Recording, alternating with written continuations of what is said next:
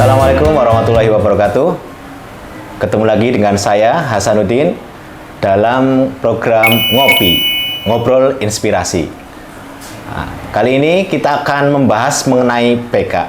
Ayo, ada yang tahu apa itu PK? Ada yang pernah waktu sekolah masuk ke PK? Atau belum pernah sama sekali masuk ke PK? Atau ada yang penasaran dengan tugas-tugas PK? Kalau masih pengen tahu lebih lanjut, mari kita kali ini akan ketemu langsung dengan ahlinya, dengan Bu Guru kita.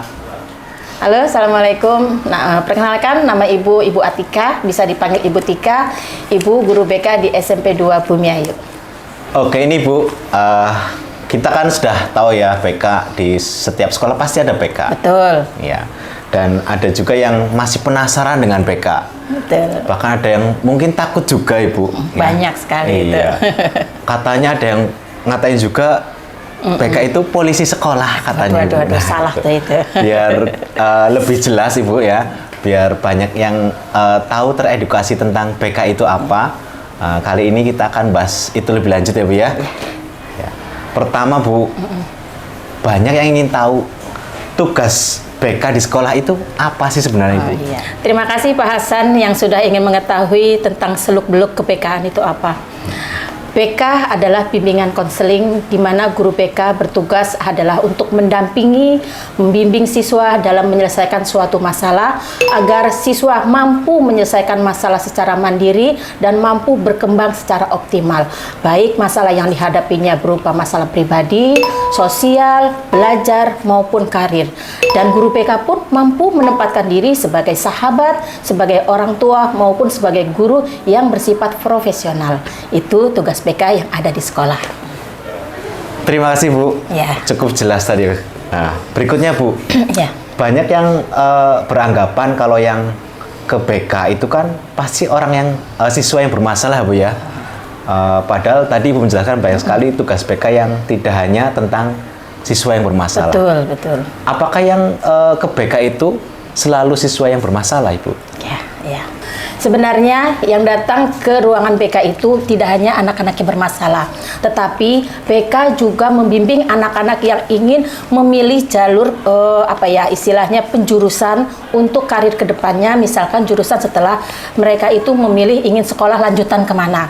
PK juga memang pada dasarnya PK itu membantu siswa untuk menyelesaikan masalah pribadi yang dihadapinya, tetapi tidak hanya itu, mereka bisa datang ke PK hanya untuk sekedar sharing, hanya untuk sekedar menyapa, hanya untuk sekedar meminta tolong atau apapun, boleh silakan ke PK. Intinya PK itu adalah sahabat siswa, sehingga tidak ada tuh istilah tentang polisi sekolah, itu tidak benar sama sekali. Seperti itu Pak Hasan. Oh gitu ya, Bu ya. Jadi tidak hanya yang bermasalah saja yang ke situ ya, Bu ya. Betul. Oh gitu. Jadi kita sudah cukup lumayan jelas ya, Bu ya. Jadi PK itu bukan, sekali lagi bukan polisi sekolah. Betul sekali, salah bukan anggapan seperti tempatnya itu. anak yang bermasalah gitu ya, Betul. tapi juga bisa tempat untuk curhat gitu sharing, ya, Bu ya. bisa. Hanya Ya. sekedar nyapa, ajak makan bareng juga boleh. Oh ya, selain itu untuk lebih jelas lagi, Bu, Iya. Kapan sih anak-anak yang anak-anak atau siswa itu boleh ke ruangan BK itu? Oke. Waktunya atau mungkin sedang apanya gitu, Bu? Oke. Anak boleh ke ruang BK kapanpun selama anak itu merasa tidak nyaman, anak tersebut memiliki permasalahan, anak itu bingung, anak itu butuh penyelesaian secara segera, anak boleh datang ke ruang BK selama anak itu merasa mampu untuk bercerita ke ruang BK. Kalau anak tersebut belum mampu ke ruang BK, maka kita mengarahkan atau menganjurkan ada kotak suara. Jadi anak boleh menuliskan kata-kata atau curhatan yang menurut anak-anak itu, saya belum berani nih ketemu sama guru BK. Akhirnya mereka menulis di secari kertas, lantas dimasukkan ke kotak suara, bisa juga diberikan kepada guru BK-nya langsung. Jadi kadang-kadang anak kalau mempunyai masalah di rumah, itu mereka juga ada juga yang WA. Gitu loh. Jadi sebelum kita masuk kelas, kita memberitahukan ke anak-anak bahwa kalau anak memiliki masalah yang penting, masalah yang urgent, masalah yang menurut mereka butuh penyelesaian secara cepat, anak boleh mengirim lewat WA.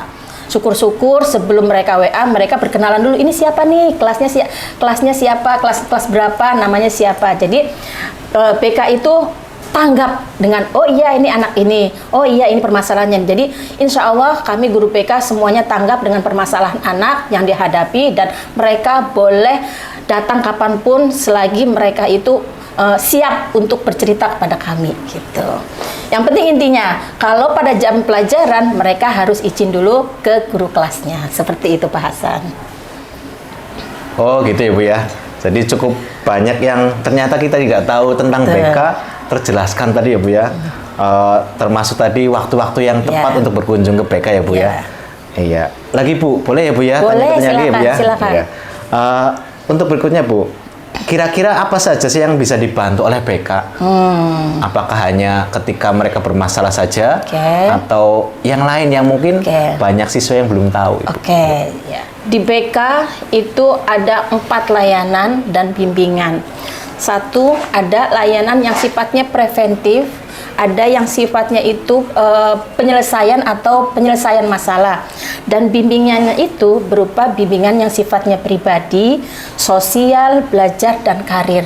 Misalkan anak tersebut menghadapi permasalahan di dalam keluarganya gitu ya, misalkan orang tuanya yang bercerai, itu berarti masalah pribadi.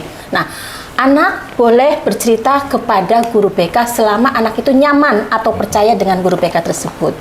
Masalah sosial, misalkan anak kurang mampu beradaptasi atau anak menghadapi bulian dari teman-temannya, anak boleh bercerita ke ruang BK tanpa harus disuruh.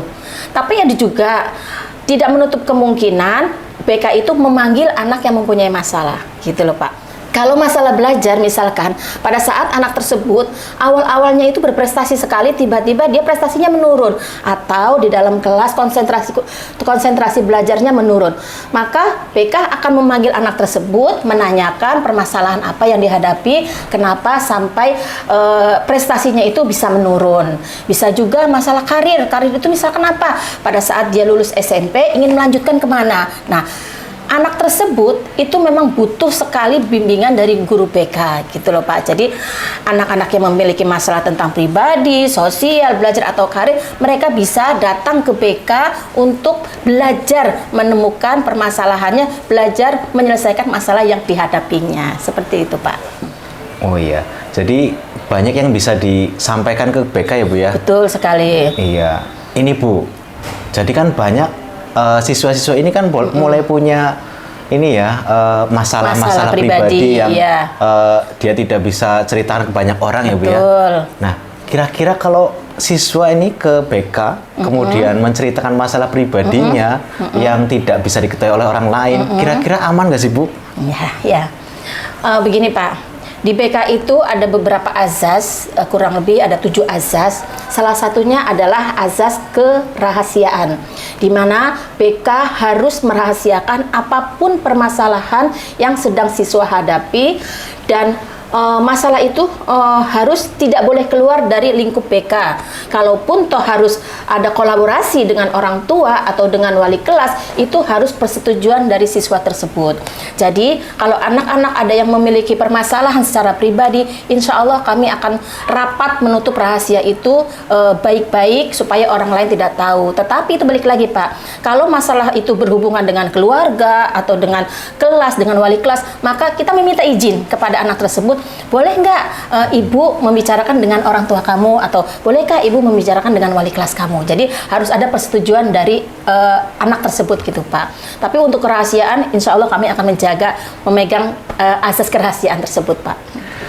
Oh iya Bu, tadi kan sudah banyak ya yang saya tanyakan, mulai dari tugas-tugas PK, kapan harus ke PK, siapa yang bisa mau ke PK, ataupun yang bisa ke PK. Nah, ini biar nggak bingung ya, terutama yang kelas 7 ya Bu ya. Nah, biar tahu nih letak ruang BK di mana sih di SMP Negeri Bumi Ayu. Iya betul Pak. Monggo Bu, jelaskan Bu. Sebenarnya letak BK itu terlihat dari manapun, terutama dari utara ya Pak ya.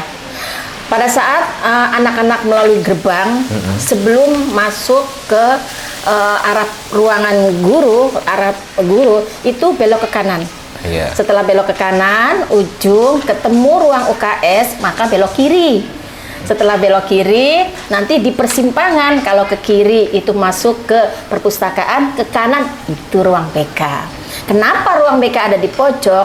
Agar anak-anak merasa nyaman, bercerita, tanpa ada gangguan, tanpa ada kebisingan. Kadang-kadang kalau mereka mau ke ruang BK, kalau banyak anak-anak kan malu. Ada apa sih, ada apa sih? Nah, dengan tempatnya yang agak terpencil ke pinggir, itu memberikan kelebihan tersendiri bagi BK sendiri. Yaitu dia, kita menjaga kerahasiaan anak, supaya anak yang datang ke ruang BK itu bisa tertutup, tidak diketahui banyak orang. Seperti itu, Pak. Oke. Cukup strategis. Iya. Oh gitu ya Bu ya. Jadi mulai dari depan aja sudah langsung ini ya, bisa dicari ruang BK, cari yang paling pojok, paling nyaman, paling sejuk. Itu tempatnya Bu ya. Betul sekali. Silakan datang ke ruang BK. Iya. Demikian acara ngopi, ngobrol inspirasi kali ini dengan guru BK SMP Negeri Bumiayu. Nantikan acara ngopi, ngobrol inspirasi selanjutnya dengan guru SMA Negeri 2 Bumiayu yang lain. Terima kasih. Wassalamualaikum warahmatullahi wabarakatuh. Halo, untuk anak-anakku, murid-muridku tersayang yang ada di SMP 2, silakan kalian datang ke ruang BK. Ruang BK adalah tempat ternyaman kalian untuk mengungkapkan permasalahan yang kalian hadapi. BK bukan polisi sekolah, BK sahabat siswa, sehingga kalian boleh untuk bercurhat, berpendapat, berkeluh kesah. Silakan datang ke sini. Silakan kalian datang ke ruang BK. Kami akan selalu siap menerima kalian kapanpun dengan permasalahan apapun yang kalian hadapi.